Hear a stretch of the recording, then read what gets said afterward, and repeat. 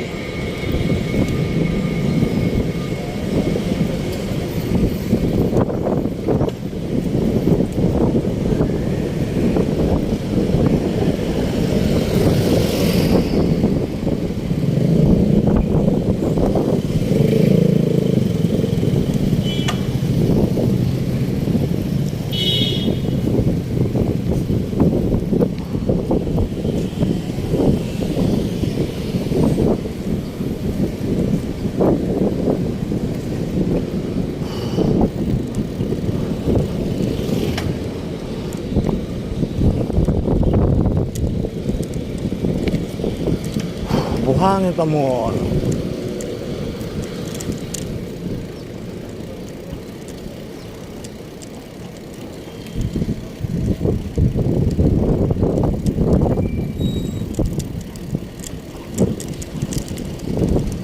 Dahil sa kan dito.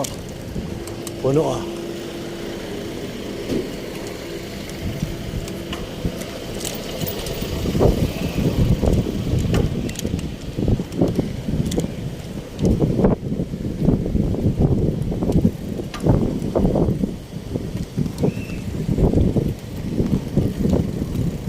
Bawal daw nakatayo siya.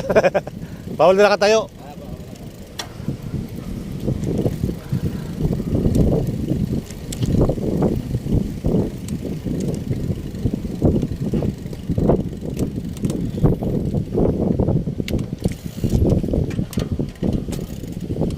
So dito may nagbababa guys.